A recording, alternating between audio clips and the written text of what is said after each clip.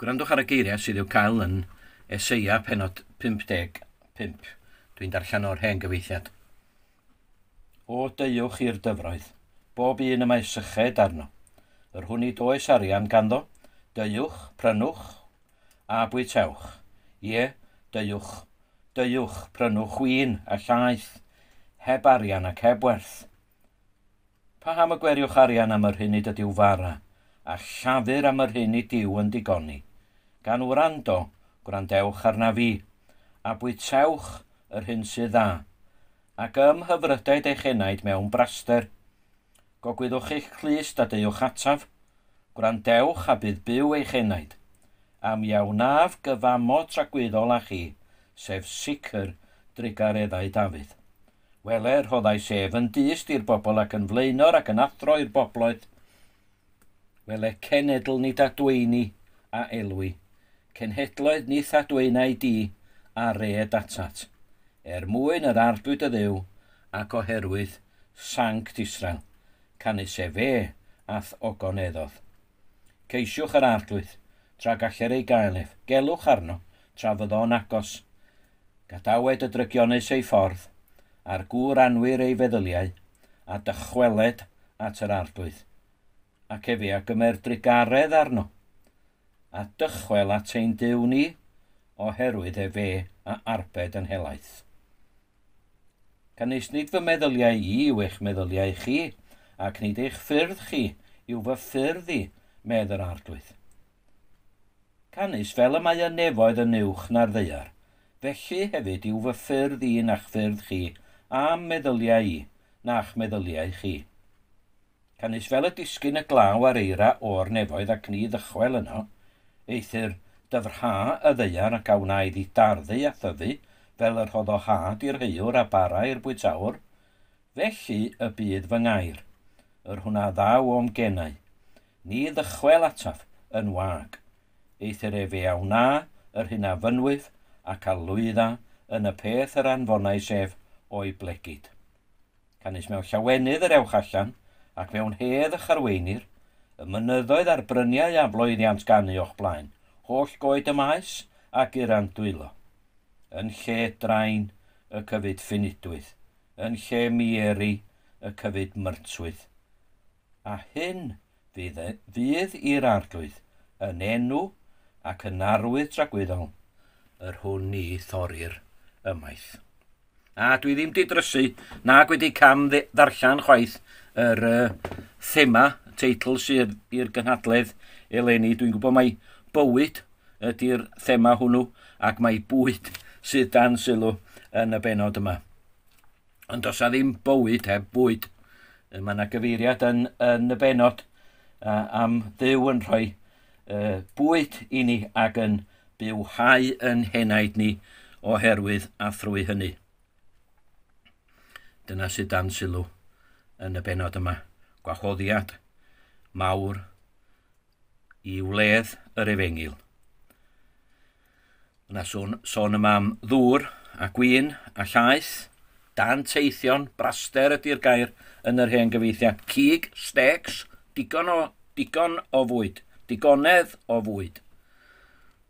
Mae'n deud rhywbeth wrthon ni am wledd Efengyl Iesu Grist. Digon o faddeuant.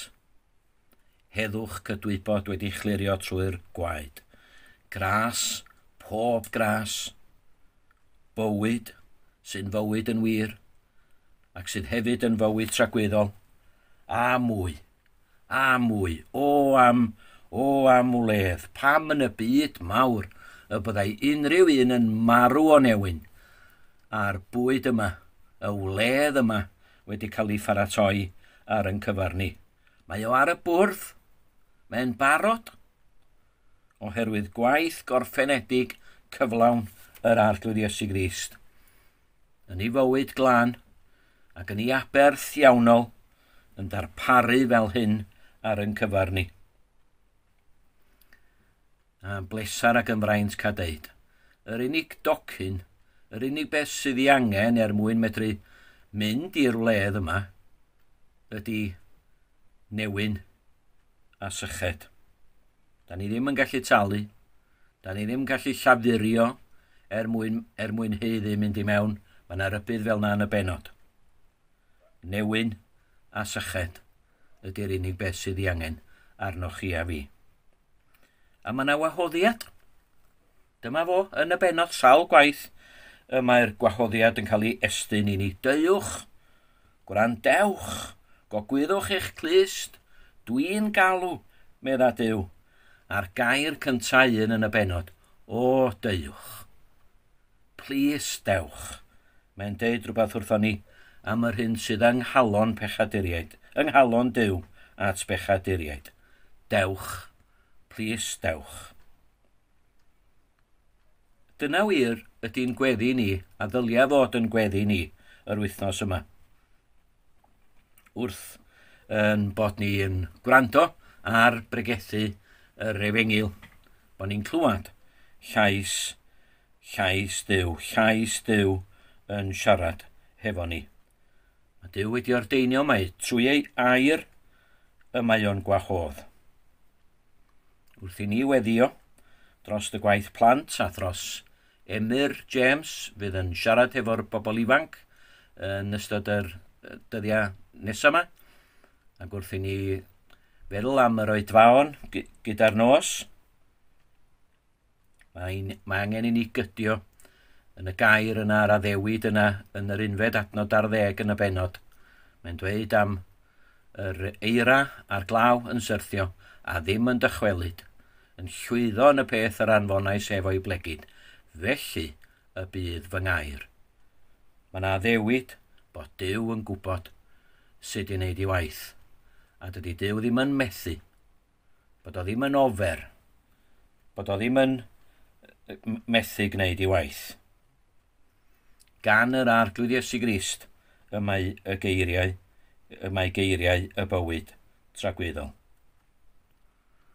Siwn ni gymell pobl wsos yma i ddod ata ni i'n cartrefi neu lle bynnag, i wrando ar negas yr Efengyl, i wrando ar yr hyn sydd gan Dduw ar yn cyfar ni. Ella wir bod ni'n gyfarwydd hefo'r fwydlen, defnyddio'r darlun. Ella bod ni'n gyfarwydd hefo'r fwydlen beth sydd ar gael, ond o am gael blas, o am gael bendith, a bydd i'n heneidia wrth i'r Ardudwy Iesu Grist gael ei ddyrchafu a'i fawrhau yn ymplith ni. Anogaeth ganolog y benod yma i chi a fi ydy ceisiwch yr arglwydd tra galler ei gael ef. Gelwch arno tra fydda'n agos. Pwy a wyr be mae Duw yn ei fwriadu ar yn cyfar ni. Gweddiwn. O Dad, da ni'n diolch i chdi gymaint bod bod hi'n gyfnod lle da ni'n gallu dod at yn gilydd, bod ni dal yn gallu ymuno ledled Cymru i wylio hefo'n gilydd ac i daddoli di, ac i ddiolch i chdi am dy holl fyddlondeb ac i annog yn gilydd. Dad, dwi'n diolch i chdi am bawb sydd wedi bod yn rhan o wneud i hyn ddigwydd, a dwi'n diolch am yr weledigaeth ti wedi rhoi i bobl ddal ati yn y cyfnod yma. Dad, da ni'n diolch i chdi bod chdi yn Dduw sydd ar waith, pam da ni'n teimlo bod pethau yn anobeithiol, Dad, bod chdi yn danos bod y leini di dal yn toleri drwodd. Dad, da ni'n diolch i chdi sydd drwy'r cyfnod mae gyd, ti wedi bod yn cyffwr clonna pobl. Dad, ti wedi bod yn dod â bobl yn agosach at chdi ac yn danos dy brydferthwch di iddyn nhw, a danos y gobaith anhygoel ti yn gynnig i ni. Dad, wrth i ni feddwl am yr wythnos nesaf cyfarfodydd sy'n mynd i fod yn cael ei rannu ar y we. Dad, da ni'n gofyn y byddi di yn rhoi dy law ar yr holl waith. Dad, da ni'n gofyn y bydd y ysbryd di yn siarad hefo'r grandawyr. Dad, bydd ysbryd glân di yn agor clon y bobl i weld pwy wyt ti go iawn, i weld i hanna nhw, i ddod yn ôl atach di, Dad. Dad, da ni'n cyflwyno siaradwyr ar gyfer yr wythnos ac yn gofyn y byddi di yn rhoi hedd iddyn nhw, bod nhw wedi paratoi'r Pregeth yn barod, Dad, wrth iddyn nhw ddod ar anu nes ymlaen, Dad, y byddi di yn helpu nhw siarad amdano chdi mewn ffordd glir, a ffordd sydd yn just pwyntio pobl ata chdi. Dad, da ni'n gofyn plis y bydd yr cyfarfodydd yma yn cyrraedd bobl annisgwyl, Dad. Cyrraedd bobl ella fysa ddim yn troi fyny'r gynhadledd yn Aberystwyth, ond bydden nhw yn dod ar ei drawsio ar YouTube neu ar Facebook, Instagram, lle bynnag dad, bydden nhw'n ei weld o, bydden nhw'n cael ei denu at yr hyn maen nhw'n ei glywed. A bydden nhw'n ymrwymfo i wylio ac i ddysgu mwy amdano chdi. Dad, da ni'n diolch i chdi gymaint am y cyfleoedd newydd mae sy'n ar gael i ni. A jyst yn gofyn, please, yn ni di ddod â ffrwyth allan o'r gwaith yma. Lle da ni'n cyflwyno hyn oll ger dy frond i rwan, ac yn diolch dad bod chdi'n gwrando arno ni. Da ni'n gofyn hyn yn enw Iesu Grist. Amen.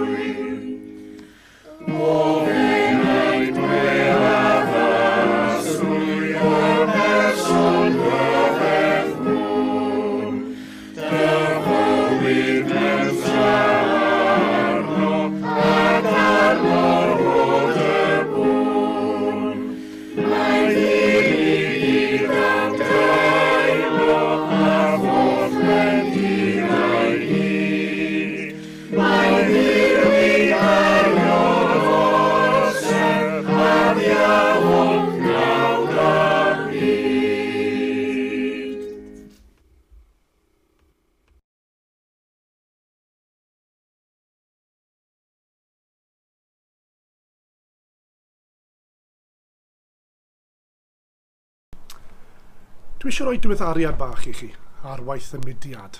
Mae pandemig Covid-19 wedi gorfodi ni i ganslo gweithgareddau'r ha ac hefyd gai Bryn y Groes ar siopill lyfrau am gyfnod. Da ni wedi ymateb i rai o anghenion yr eglwysi a Christnogion yng Nghymru trwy defnyddio'r we a threfnu cyfarfodydd ar-lein. Da ni'n wir ddiolchgar i Dduw am y fendith mae wedi rhoi ar y pethau hyn dros y misoedd diwethaf.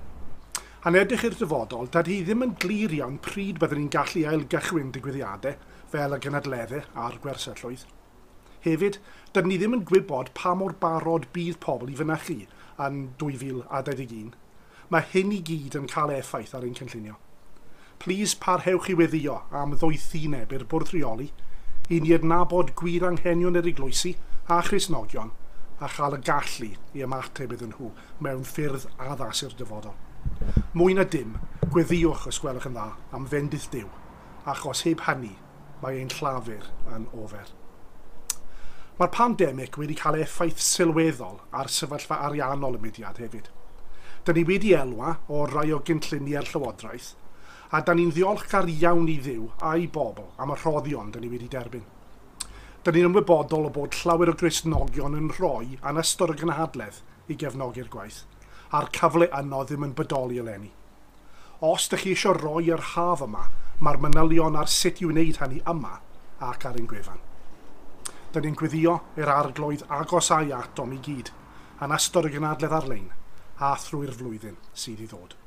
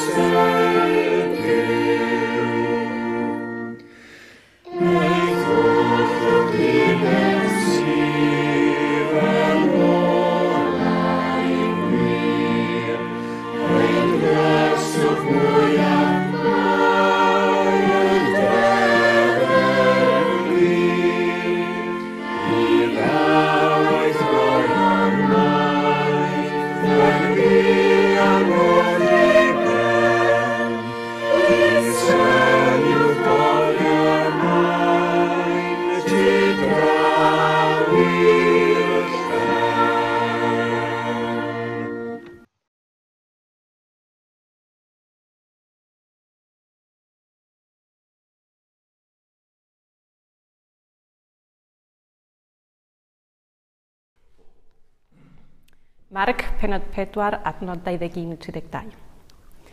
Dywedodd wrthynt, a fydd rhywun yn dod â chanwyll i'w dod i dan lesar neu dan wely, ond nid yn hytrach i'w dod i ar ganwyllbran. Oherwydd nid oes dim yn gydiedig ond i gael ei ymlygu, ac ni byd dim dan gel ond i ddod i'r amlwg. Os oes gan rhywun glisiau i'w rando, gwrandawed. Dywedodd wrthynt hefyd, ystyriwch yr hyn a glywech. Ar mesur a rhoi'r eich weithau, a rhagor a rhoi'r i chi. Oherwydd i'r sawl y ganddo rhoi'r, ac oddi ar y sawl nad oes ganddo, y cymeryd hyd yn oed hynny sydd ganddo. Ac meddai, fel hyn y mae teyrnas Dduw, bydd dyn yn bwrw'r had ar y ddeiar, ac yna'n cysgu'r nos, a chodi'r dydd, a'r had yn egino ac yn tyfu mewn moddnas gwiref.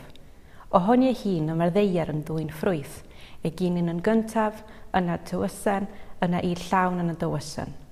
A phan fydd y cnawd wedi aeddfedu yma'n bwrw iddi ar unwaith ar cryman, gan fod y gynheuaf wedi dod. Meddai eto, pa fodd gyffylebwn deyrnas Dduw neu ar ba ddameg cyflwyno'n hi? Yma'n debyg i hedyn mwstard. Pan heiref ar y ddeiar, hwn yw'r lleiaf o'r holl hadau sydd ar y ddeiar.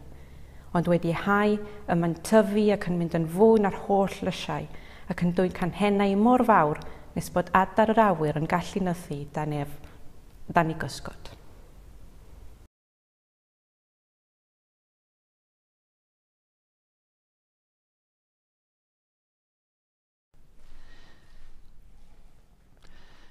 Be di'n hangen mawr ni yng Nghymru dyddi yma?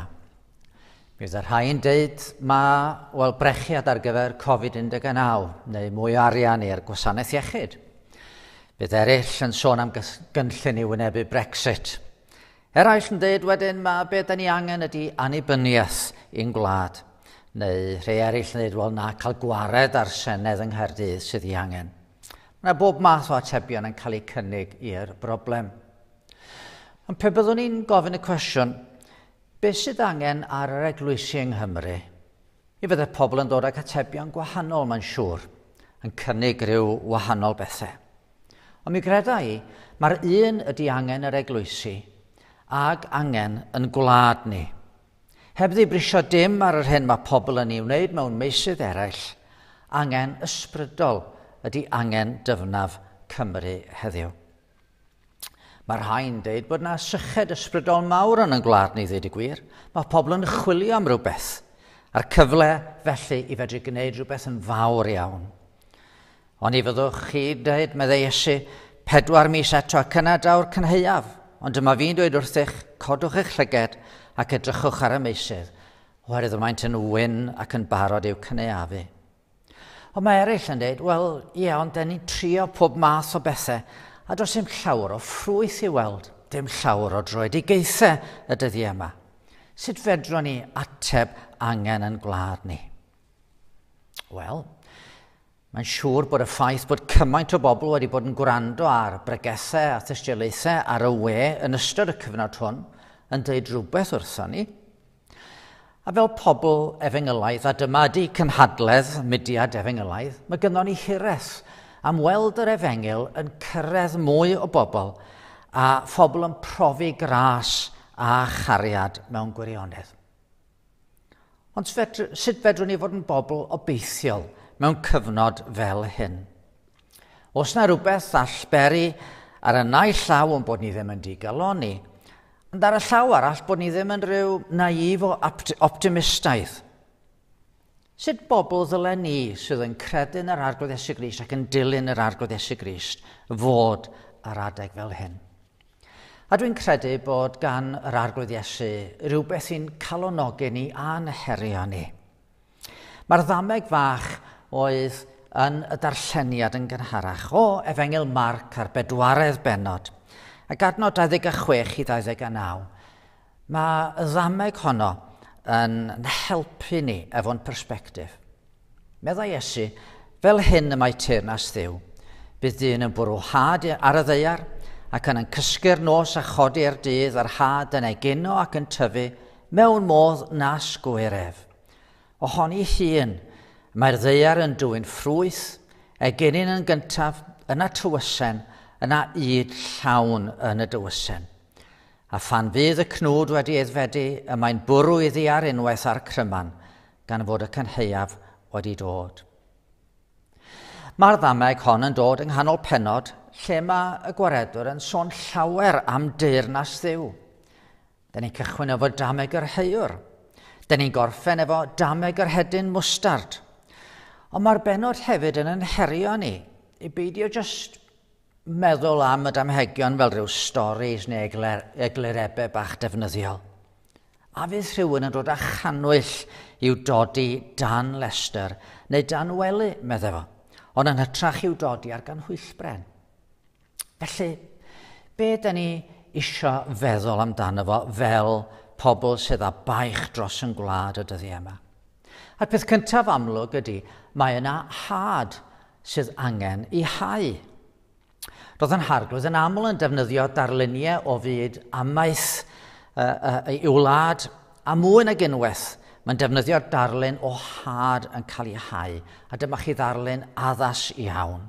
Ysdim rhaid dyfalu beth ydy'r had yn meddwl Iesu. Yn Efengylaidd mae'n dweud, yr had yw gair Duw. Mae teyrnas Duw yn dod i fod wrth i bobl glywed yr hyn sydd gan Dduw i'w ddeud. Be sydd ganddo fo i ddeud amdano fo'i hunan, amdano ni, ac am ffordd iachawdwriaeth. Mae yna efengyl, newyddion da o lawenydd mawr. Mae'n wir wrth gwrs fod angen i'n bywydau ni adlewyrchu'r hyn da ni'n ddeud ac adlewyrchu Duw mewn rhyw ffordd.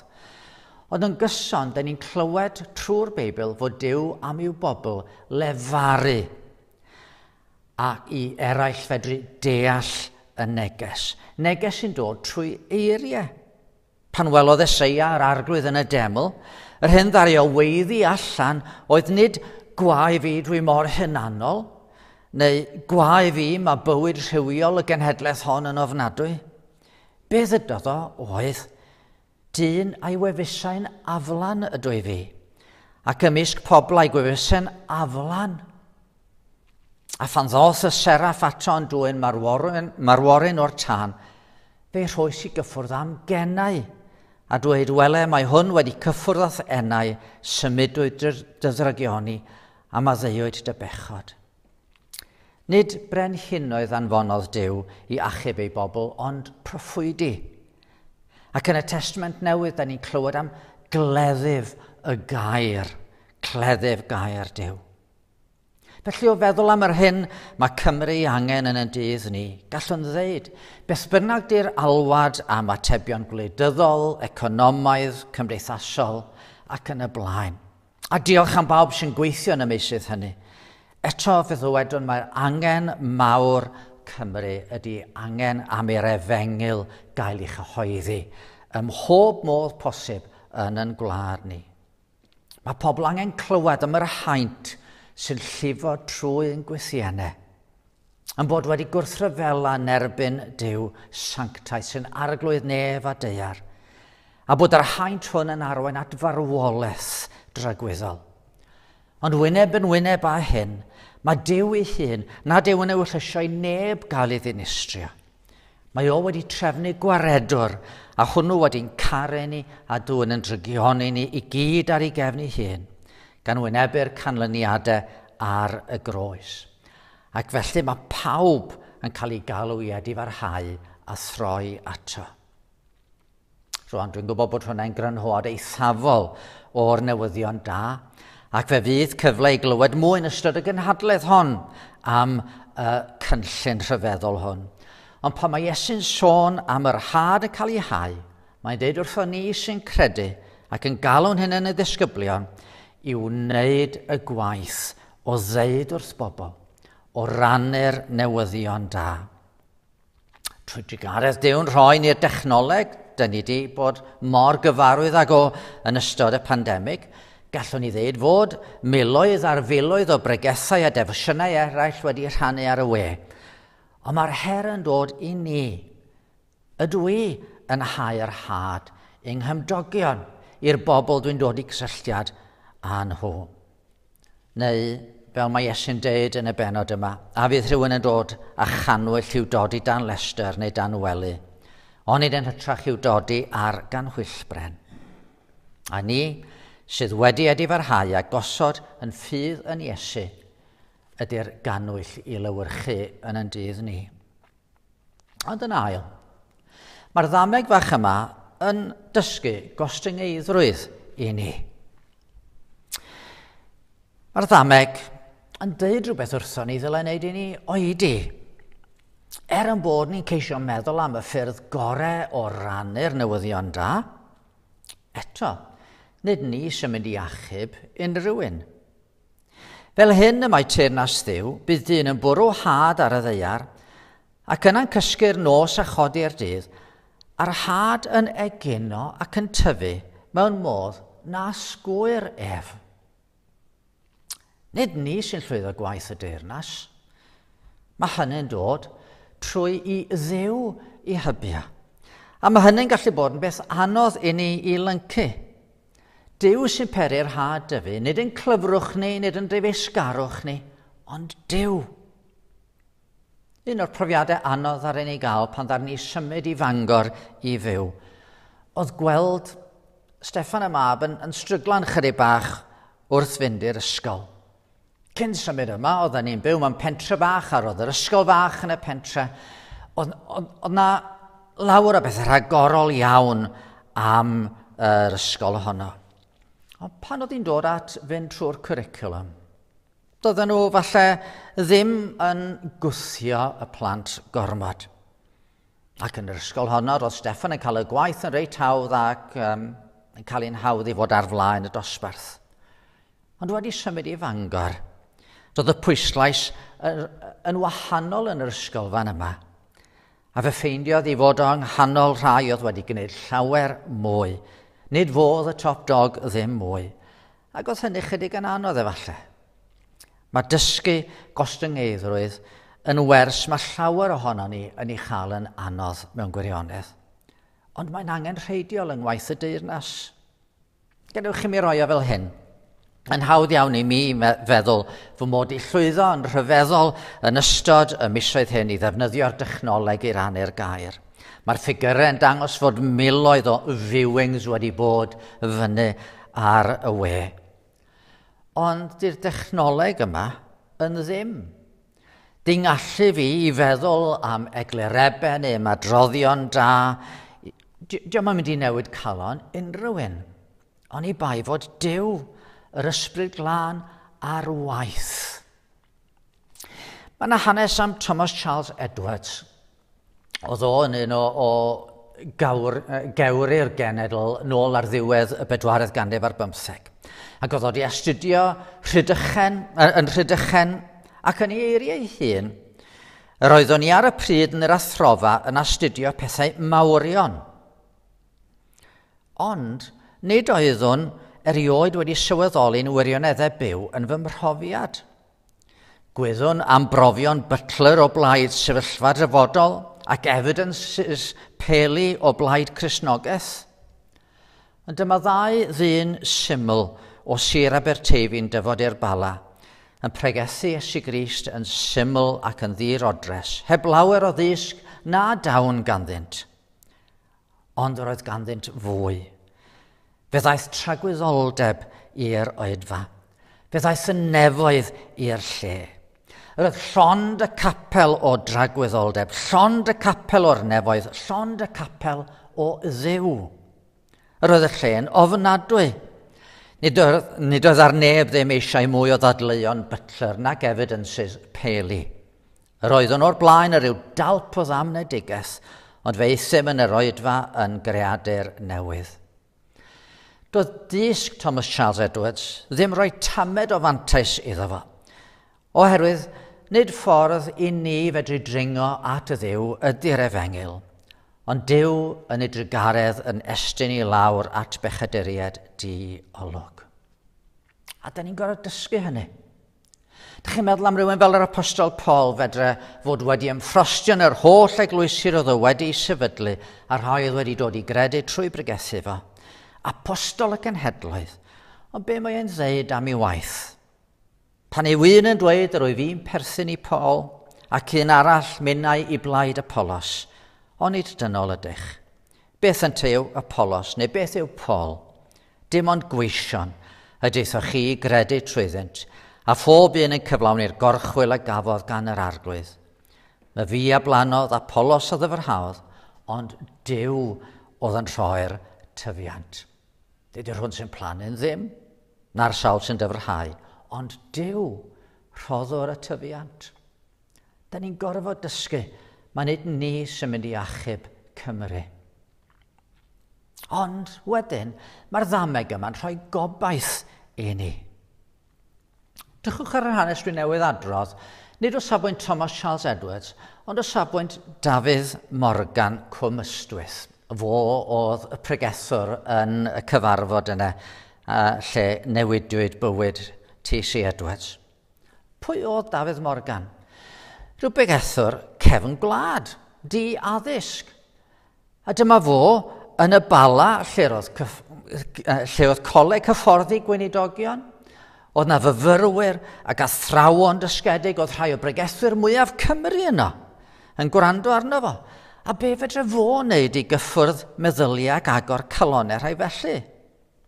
O na, doedd dim rhaid iddo fo boeni.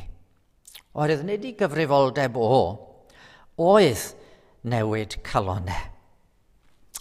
Nid i glyfrwch oedd yn mynd i drawsnewid bywydau pobl.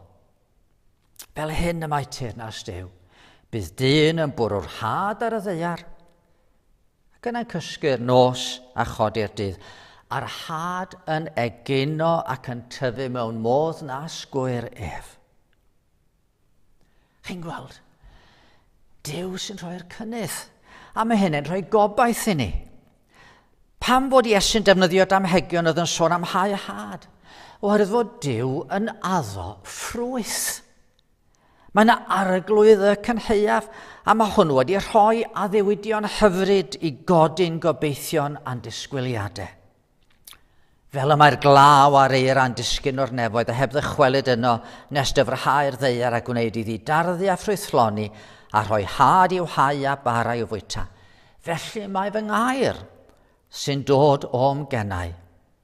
Ni ddychwel ataf yn ofer, ond fe wna'r hyn a ddymunaf a llwyddo am neges. Neu mae Eseia'n deud ym mhenod 49 ei broffwydoliaeth. Bydd y plant a anwyd yn nydd y alar yn deud eto'n hyglyw, nid oes digon o le i mi, symud draw i mi gael lle i fyw. Yna dywedi yno dy hun, pwy a genhedlodd rai hyn i mi, a minnau'n weddw ac yn ddi blant. Yr oeddwn i mewn ceithglyd ac yn ddi gartref, pwy ei magodd hwy? A nid i mae Dew'n addo bod ffrwyth yn mynd i ddod. Os trown ni at y Testament Newydd, bydd erbyniwch nerth wedi'r ysbryd glân ddod arnoch a byddwch yn dystion i mi yn Jerusalem ac yn holl Jwdea a Samaria hyd eithaf y ddeiar. Nid mi gewch chi drio bod yn dystion, mi fyddwch chi'n dystion, a bydd eich tystiolaeth chi'n dwy'n ffrwyth. Yn wir o'n dweud wrth eich meddai Iesu, pwy bynnag sy'n credu yno fi, bydd yntau hefyd yn gwneud y gweithredoedd yr wyf fi'n ei gwneud. Yn wir bydd yn gwneud mwy na'r rheini, oherwydd fy mod i'n mynd at y tad. Mae'r haewr yn hau y had mewn hyder fod yna ffrwyth yn mynd i ddod. Felly mae Iesu wedi addo. Y bydd rhai'n gwrthod, eto mae Duw wedi trefnu bydd y gwaith yn dwy'n ffrwyth. A'r Beibl yn deud fod gair Duw ddim yn gallu cael ei rwymo. Ac yn y cyfnod clo yma, pan gawson ni'n rhwymo neu'n clymu fewn i'n cartrefi, eto fath y gair allan ar y we mewn cymaint o ffyrdd. Chi dim ond yn meddwl am China pan ddaru'r awdurdodau ddanfon y cenhadon i gyd allan o'r wlad a'r cenhadon yn meddwl be ar y ddeiar oedd yn mynd i ddigwydd. Ond flynyddoedd wedyn pan agorwyd y drws i fynd yn ôl i mewn, fe welwyd fel ag yr oedd Duw wedi peri i'r eglwys flodeuo a'r eglwysi tai, a'r house churches bach yma, a'r thyd a lled y wlad yn golygu bod miliynau wedi dod i gredu'n y gwaredwr. Nid diwrnod i ddigaloni di hwn, ond diwrnod i fod yn fwy tair nag erioed yn hau'r had. Oherwydd, na fedrwn ni ddim troi neb, mae Duw yn newid calonau. A felly mae yna un peth arall dwi angen I ddeud cyn gorffen. Mae'r ddameg yma yn annog gweddi yn ein plith ni. Os di'n wir bod yna had i'w hau, ond erin I hau bod ni ddim yn mynd I allu creu tyfiant, dim ond Duw sy'n gallu creu tyfiant. Yna mae hynny'n golygu bod angen I ni alw allan ar Dduw o rho ffrwyth yn ein dydd ni. Ochr yn ochr a defnyddio pob cyfle a defnyddio'n dychymyg I geisio cyrraedd allan ar rhannu'r had.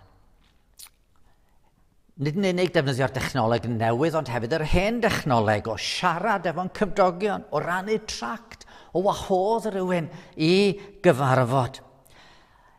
Ochr yn ochr â hynny, rhaid ni droi at yr un sydd yn gallu rhoi'r ffrwyth a cheisio I wyneb o. Pan oedd Eseia'n derbyn addewidion mawr oddi wrth Dduw am obaith ar gyfer y dyfodol ym mhenod 51 o'r broffwydoliaeth. Feder y proffwyd ddim aros yn ddistaw, mae'n torri allan, deffro, gwisg yn erth o fraich yr arglwydd, deffro fel yn y dyddiau gynt a'r oesoedd o'r blaen. Mae'n galw ar arglwydd y cynheuaf. Neu pan welodd Daniel fod Duw wedi addo trwy Jeremia, mae 70 o flynyddoedd fyddai hyd y geithglyd. Nath o ddim just eistedd yn ôl a disgwyl. Ym mlwyddyn gyntaf ei dirnasiad, yr oeddwn I, Daniel, yn chwilio'r llyfrau ynglyn ar hyn a ddywedodd yr arglwydd wrth Jeremia'r proffwyd. Am nifer y blynyddoedd hyd derfyn dinestr Jerusalem, sef 10 mlynedd a 30.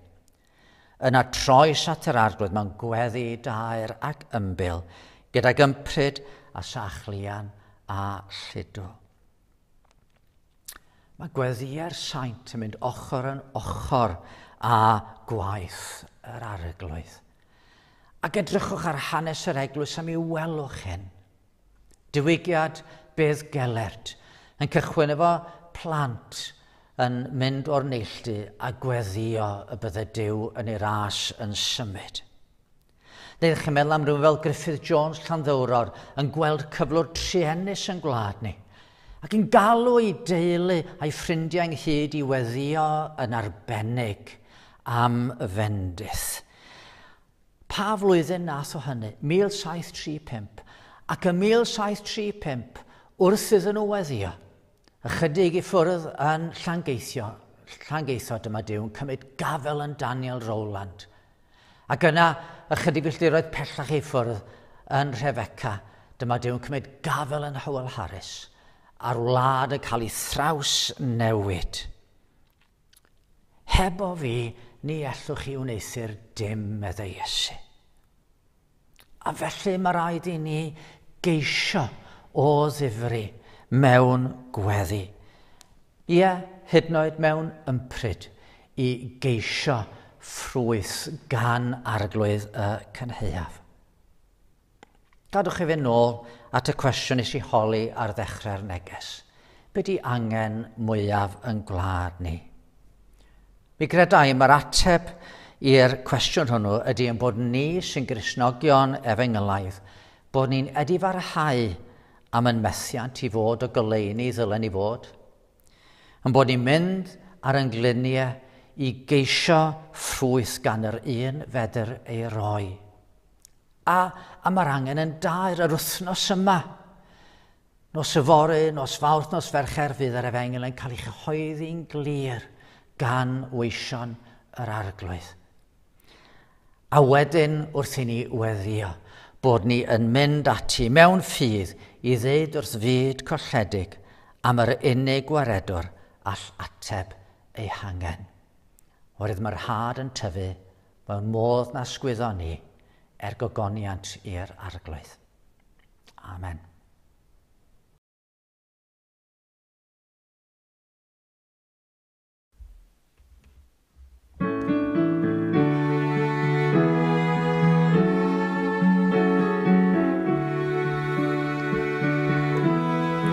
Diolch am y groeso, diolch am y Cris a dewais ti, cares ti blechod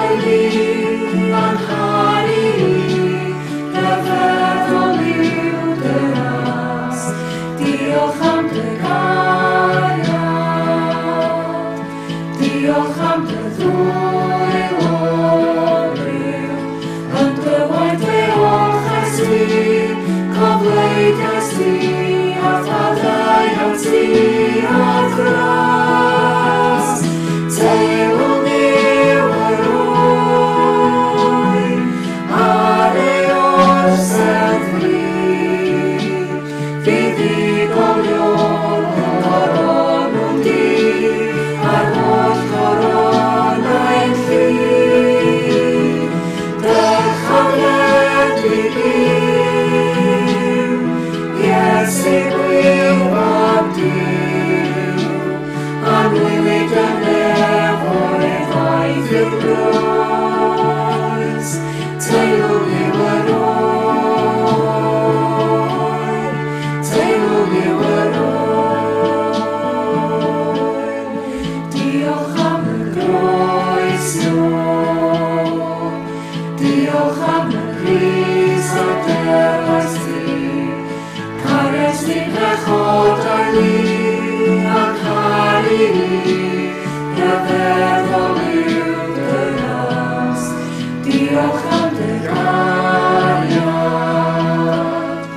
diolch am dy ddwyl o ryw, yn dy waith fe olches ti, cofleidiau ti, a ddadau ti a thras, teilwng niw yr oen, ar ei orsedd fydd ddigolion coronw'n di, a'r holl coronau'n lli.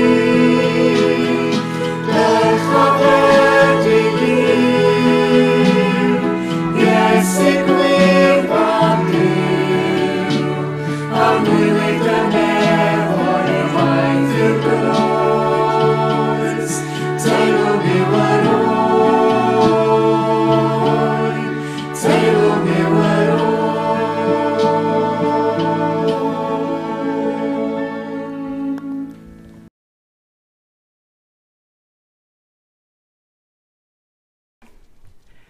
Diolch yn fawr i chi am ymuno hefo ni heno yma. Dwi'n gobeithio bod yr cyfarfod wedi bod yn fendith i chi a bod chi wedi mwynhau. Wrth i ni edrych ymlaen i'r wythnos nesaf yma, mae gennym ni gyfarfodydd o ddydd Llun i ddydd Mercher. Felly yn y bore, fydd yna awr i'r plant, a mae hwnna'n edrych fel bod o'n mynd i fod yn dipyn o hwyl. A wedyn nes ymlaen yn y prynhawn fydd yna astudiaeth i'r bobl ifanc. A wedyn fydd y cyfarfod nos. A fydd hwn yn gyfle i'r Efengyl gael ei rannu, a fydd yna dystiolaethau hefyd a pherfformiadau a darlleniadau o'r gair. Ac yn dilyn hynna wedyn, fydd yna griw ohonyn ni yn cael sgwrs anffurfiol i geisio ateb cwestiynau fydd bobl wedi gyrru i fewn. Wrth gwrs, mwyn i bobl cael clywed yr Efengyl a cael y cyfle i wylio'r cyfarfodydd yma, mae'n bwysig yn bod ni i gyd yn rhannu y cyfarfodydd. Felly ar Facebook, ar Instagram, rhannu ar YouTube, gyrru e-bost, gyrru text, be bynnag, mwyn i bobl cael clywed. Felly meddyliwch am eich ffrindiau, meddyliwch ella fysa fo'n gyfle i yrru rhywbeth iddyn nhw wythnos yma ac i gwahodd nhw i wylio hefo ni. Felly diolch yn fawr i chi a da ni gyd yn edrych ymlaen at yr wythnos sydd i ddod.